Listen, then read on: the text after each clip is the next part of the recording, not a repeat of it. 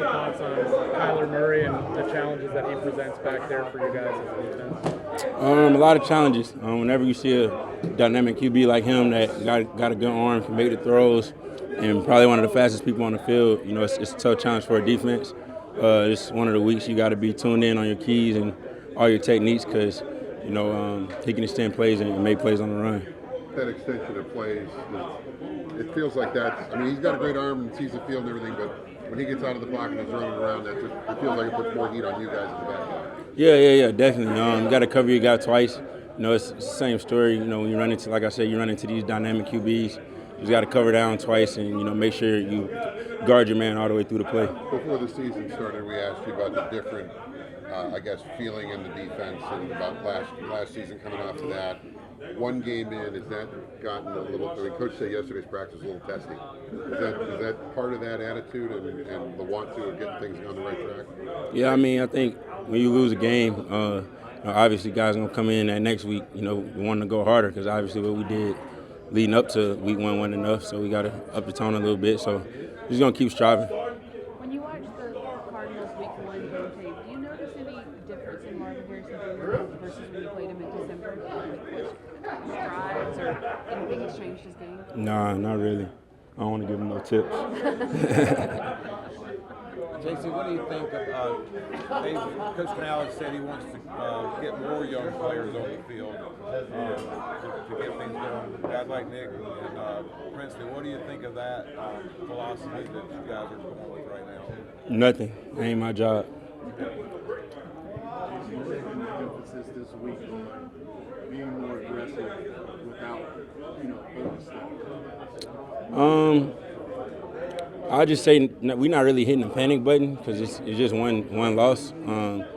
But definitely turning it up just in everything we do, even in the meetings, more focus in the walkthroughs, just being more deliberate with our techniques, just more focus because that's what it required to win games.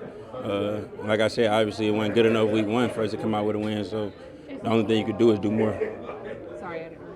You good? He said on Monday that he felt like he was prepared for the Jacksonville threw at him because of how much you and Mike pressed him during the summer.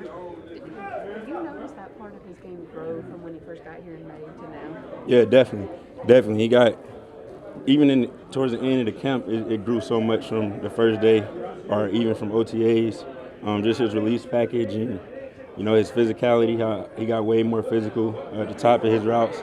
But yeah, we always knew T-Mac had all the tools. It's just NFL, a different game. I went through the same adjustment. Mike went through the same adjustment. You got to get up to speed with the pros because that's what it is. So, yeah, it was definitely fun to see him have success last week and have a good game. And then your dad was announced yesterday he was going to be inducted into the Louisiana Sports Hall of Fame. What does that mean just for your family? Just legacy. It's crazy. I just seen the Saints post it, and I just sat back like, it's crazy I had a dad playing the league that long, and now I'm in the league trying to do at least half of what he done as a pro.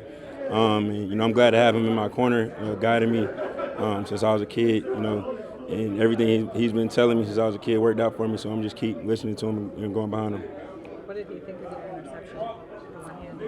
My dad don't give me many props. I was telling, it was crazy you asked that because I was telling, I think Mike, I'm like, bro, I talked to my dad after the game and he just talked about how we need to be better on defense. And he ain't say nothing about the interception. So then later, 2 days ago, I sent him a picture of the interception. He didn't even respond to it. When you had the stitches and had to, only have one hand out there, I know during camp you were like, oh, I'm working with the one hand just to stay fresher. Do you think that helped you with that grab? Yeah, definitely. Definitely helped me.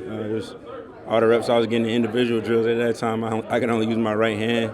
And when I went up in the game, it was just stuck to my right hand naturally. So, yeah, I think it helped for sure. What's going to impress Dad? If something like that doesn't, what's it take? I guess? A win. That's when he'll be happy when we start winning games. So that's what we're going to try to do. Does he congratulate you on interceptions when you win, or just never? He don't really talk about my good plays like that. I swear he don't. I mean, good tackles. He like physical tackles I make, but outside of that, he don't praise me too much.